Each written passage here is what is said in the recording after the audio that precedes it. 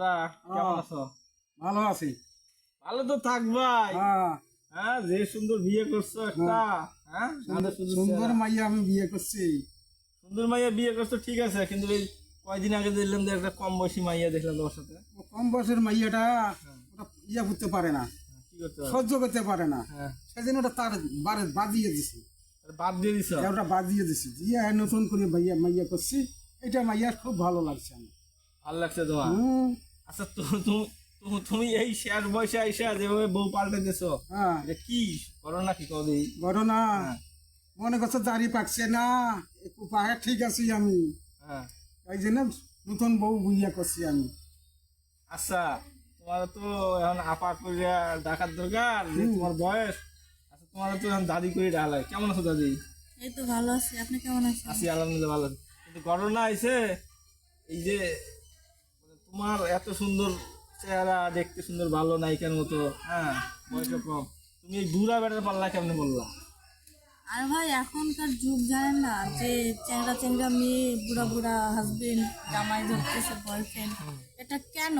এটার পিছিয়ে কোনো রহস্য আছে। তো আমার দেখা যায় বুড়া, কিন্তু আসলে এর বুড়ার মধ্যেও মজা আছে, ঠিক আছে। তো এর বিয়ে করছি আমি, এর টাকা পয়সা মানে কোনো অভাব নাই, আর আমার কোনো চাহিদা কম পূরণ করতে হচ্ছে অক্ষম না। আমার শপিং থেকে শুরু করে যত চাহিদা, যত খুশি, সব কিছু করে দেয়। তো এই জন্য আর একটা ইয়াং ছেলের বিয়ে করলে ও তো পারতো না, বলে টাকা নাই, এটা ওইটা, আজকে না কালকে, পরশু না তরশু, এরকম করে দিন ভাটাই দিবে, করে দেয় না। আর বুড়া মানে বয়স্ক ছেলেদেরকে বিয়ে করলে এরা তো মানে ভাবে যে আমার সুন্দরী বউ, জোয়ান বউ, এদের মন মতন থাকবো, এদেরকে ভালোবাসবো, এরকম। তো এই জন্যই বুড়া। তাহলে এখন বলেন যে বুড়া না, আমার আপনি না, বলছেন কথা কথা বুড়া। আমি এটা আদর করে এর বুড়া বলি, তাই না? হ্যাঁ, আদর করে বুড়া কর। আচ্ছা দাদা, এখন কি নিয়ত আছে এই বউটা পাল্টাবার নিয়ত আছে নাকি? না, এ বউ পাল্টাবো না আমি। হ্যাঁ, পাল্টাবেন না? না, এই বউ তো আমার আসল। শ্বশুর বাড়ি যান না? যাই, হ্যাঁ, যাই শ্বশুর বাড়ি যাই, কি ধরে যান? এই মিষ্টি টিষ্টি ধরে যাই, মিষ্টি ধরে যাই বউয়ের কাছে, সোনো পাউডার, তেল তেল এগুলো ধরে শ্বশুর যাই। শাশুড়ি কয় না যে বুড়া জামাই বাচ্চাইছে? না, কয় না, তবে খুব ভালো হয়েছে। খুব ভালো হয়েছে। হ্যাঁ, আমার চেহারা পাতি দেখিয়া খুব ভালো মনে করে। আমার বেটিকে আমাকে ঘরে ছাড়ি দিয়ে আমার দুইজনে থাকি ওইখানে ঘরে পড়ি, আলাপ আলোচনা করতে থাকি। আচ্ছা দাদি, আপনি যে এই ছেলেকে বিয়ে করছেন, আপনার বাড়ির থেকে না করে না, কিছু করে নাই, চাপটা পাশে নাই? না, প্রথমে তো চাপ দিত যে তুই একটা ইয়াং মেয়ে হয়ে কেন হচ্ছে বুড়া বেটারে বিয়ে করবি। তো অনেকে বাবা মা ভাই এরা অনেক কথা বলছে, তো ওদের কথা শুনি নাই। আমি বলছি যে আমার ওরে ভালো লাগছে, আমি ওরে বিয়ে করবো, তো এটাই আমি করছি। এখন কি আর করবে, তাদের মেয়ে যেহেতু, আমি মেনে নিছে। দুদিন একটু কষ্ট হয়েছে বা একটু দেরি হয়েছে, তারপরে মেনে নিছে। এখন মেয়ে করে ফেলছে, এখন তো কিছু করার নেই। ঠিক আছে। তারপরে আপনি আদর করে কি দেখেন দাদারে? আমি ডাকি অনেক কিছু, জান পাখি, সোনা, ময়না পাখি, আর সব থেকে আদরের ডাক হচ্ছে বুড়া, আমার বুড়া। আপনার বুড়া? হ্যাঁ। ও আচ্ছা দাদা। আচ্ছা, আপনি কি প্রেম করছেন না এমনি প্রস্তাবে?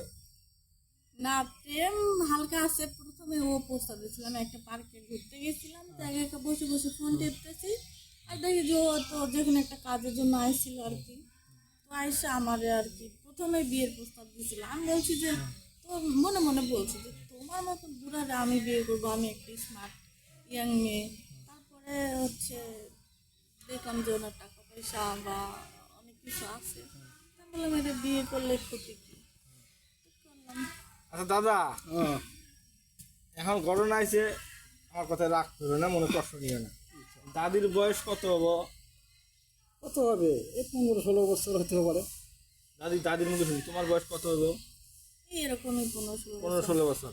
তোমার বয়স যদি 15-16 বছর হয়, 15-16 বছর, 18 বছর নিচে তো বিয়ে করা যায় না। হ্যাঁ, এটা কি বাল্য বিবাহ করছেন নাকি? বুঝি না কথা। না না, বাল্য বিবাহ না, মনে করে সাবালিকে হয়ে গেছি। হ্যাঁ, দেখা যায় সাবালিকে হয়ে গেছি, কিন্তু বয়স শ্রেণী কম হয়েছে, কিন্তু এই পাখে সাবালিকে হয়ে গেছি। এখন এখন এখন যাই হোক, এখন ঘটনা আছে কি, আপনার বয়স কত চলেছে? দাঁড়ায় 60 বছর, এক পার হয়েছে 60 পার হয়ে গেছে। কত 70? 74 70 বছর।